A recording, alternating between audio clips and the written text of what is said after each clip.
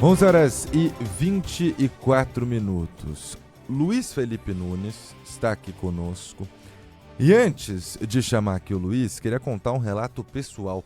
Eu ontem na academia, pode não parecer para o ouvinte que nos acompanha pelo YouTube, mas eu tento, tá, pessoal, ir à academia.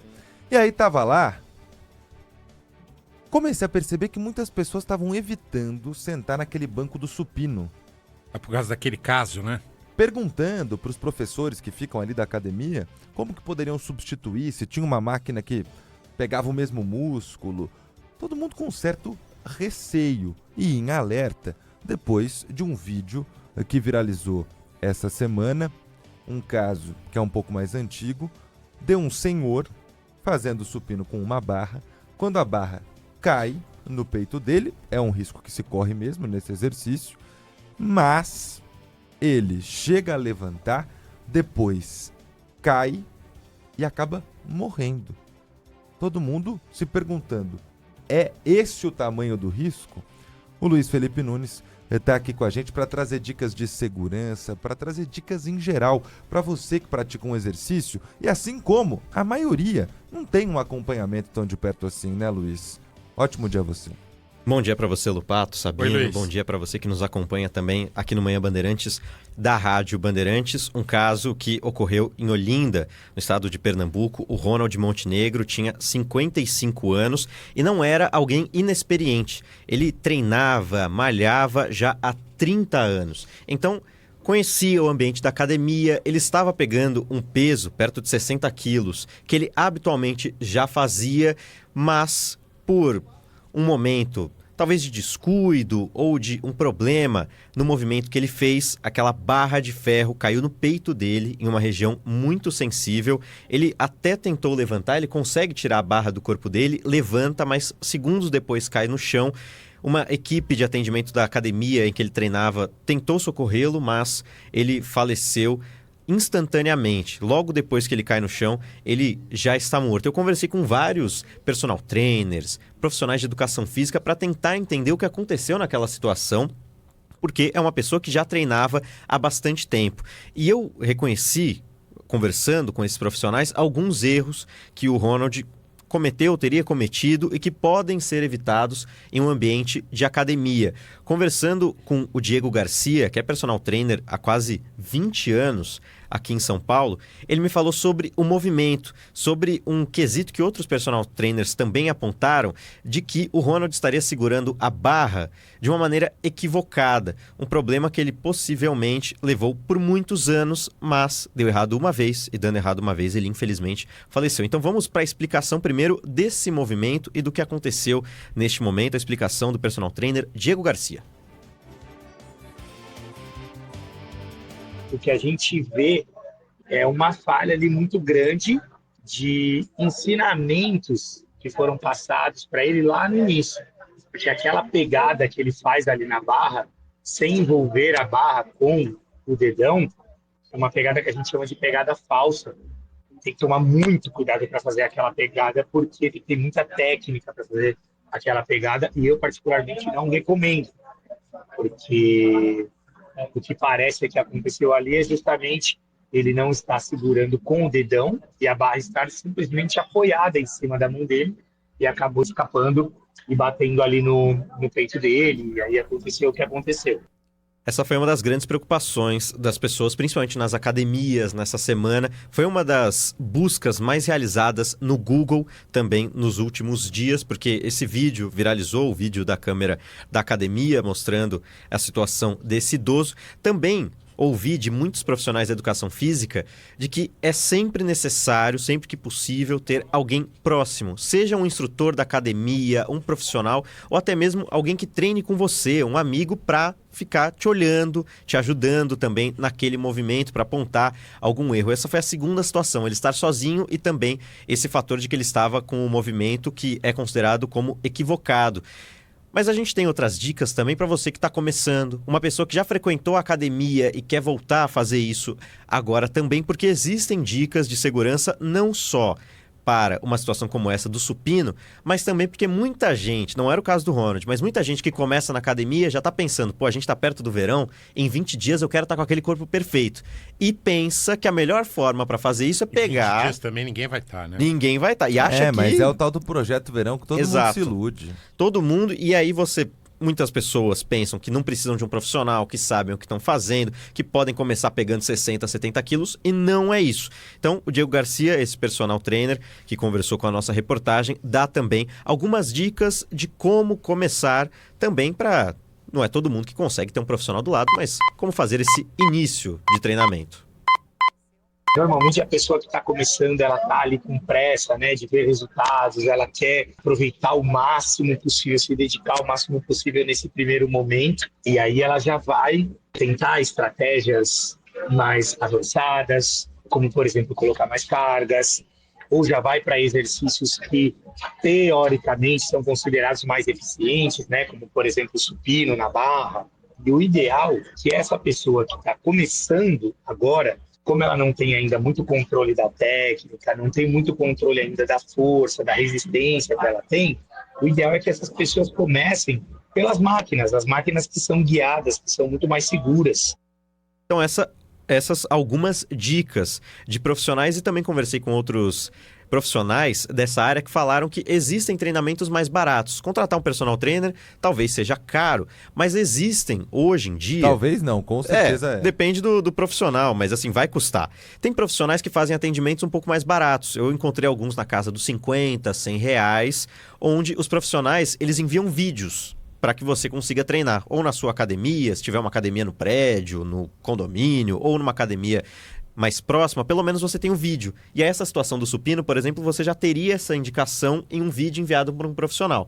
Ele não vai te acompanhar em todas as sessões, mas é uma maneira mais barata e pelo menos um pouco mais segura de fazer esse tipo de treinamento. E a gente falou das pessoas que querem fazer aquele projeto verão em 20 dias, e sempre tem, todo final de ano, indicações muito suspeitas na internet daquelas dietas de que você passa sei lá quantas horas em jejum, e a gente sempre vê pessoas passando mal, pessoas morrendo, tentando fazer essas situações que nunca são indicadas. Então nós também conversamos com uma profissional, uma nutricionista, a Mariana Klopfer, que também fala sobre essa situação e agora também sobre a viralização e o uso descontrolado de canetas emagrecedoras. Porque funciona para muita gente e para muita gente é um indicativo de saúde, mas também tem, sim, uso descontrolado desse tipo de equipamento das canetas emagrecedoras. Então vamos também à fala dessa nutricionista, a Mariana Klopfer.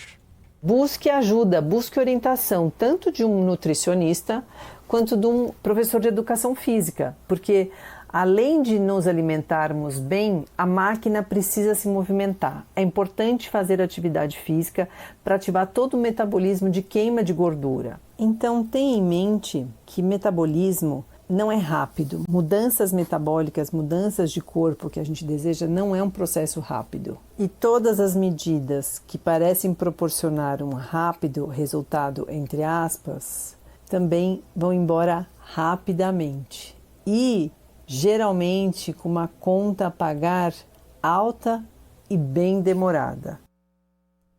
Portanto, nunca é tarde para começar, mas sempre com cuidado, se possível com uma orientação profissional, um médico, um nutricionista, porque não é todo mundo que pode fazer todo tipo de exercício.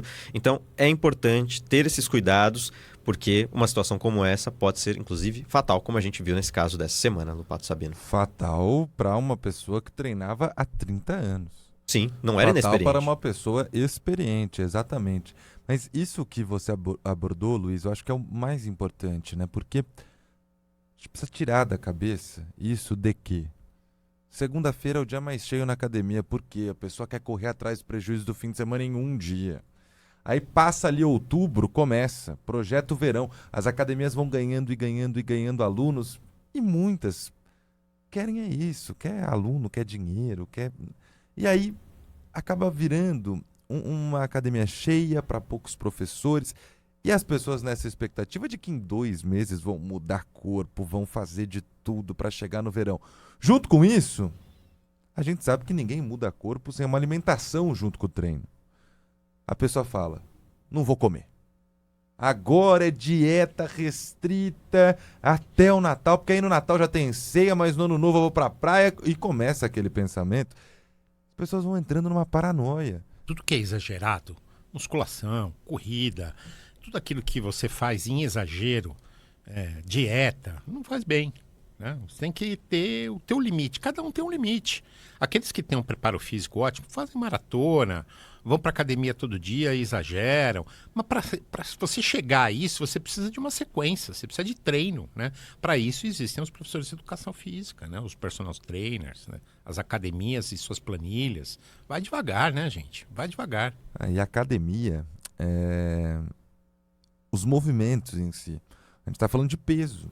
Então, sim, perigo, muita gente faz o movimento o errado, risco. Né? Exato. E aí, assim, claro que o que chama muita atenção, infelizmente, nesse caso do vídeo que viralizou, é que esse homem morreu. Mas são inúmeras as lesões, algumas que a pessoa vai ter que conviver pro resto da vida. Por quê? Porque estava fazendo errado um exercício. Importantíssimo a gente alertar aí, e claro que tem que fazer exercício. Você falou da caneta emagrecedora, é o acompanhamento médico, porque junto com, se você tiver com um médico, vai falar para fazer exercício, mas gradualmente, porque as canetas ainda têm efeitos colaterais que chegam junto com o emagrecimento. O seu corpo muda muito rápido, o que também exige um acompanhamento. Então, sempre é importante a gente estar atento ao que está fazendo quando se trata de exercício físico, Luiz. E olha que outra preocupação que eu vi de todos os profissionais que conversaram comigo é sobre muitas pessoas agora optando pela substituição, digamos assim, de um personal trainer, de um profissional, pela inteligência artificial. A inteligência artificial serve para muitas coisas, ela auxilia em muitas coisas e ela pode, inclusive, ajudar em questões menores de saúde. Mas muita gente está usando a inteligência artificial achando que é só colocar o peso, a altura e quantos quilos quer perder em 30 dias e vai ter um treino personalizado. Muitos personal trainers que conversaram comigo disseram: esse treino vai ser genérico, ele vai servir para ninguém, basicamente, não vai ser a máxima eficiência que você poderia ter num treinamento pegando pela inteligência artificial. Inclusive, você pode se machucar, pode pegar mais peso do que o necessário, você não vai ter aquele ensinamento de como é melhor para você fazer o exercício. Então, é um problema também que muitos profissionais estão apontando. Não é demonizar a inteligência artificial, longe disso, porque ela serve para muita coisa. Mas é sempre preciso ter cuidado. A inteligência artificial não vai substituir totalmente um médico, um profissional que estudou a vida inteira para isso e que vai estar lá te acompanhando, um ser humano do seu lado. Então, é um cuidado também para se ter. Isso serve também para dieta. Também. Muita gente joga lá na inteligência artificial, monta aí uma dieta, eu quero perder tantos quilos em tantos meses, e aí a inteligência artificial monta sem ver um exame da pessoa, sem saber se a pessoa tem algum tipo de comorbidade. É perigosíssimo as pessoas que usam desenfreadamente assim, né? Bom, outro importante alerta, Luiz, valeu, hein? Valeu, gente. Um abraço.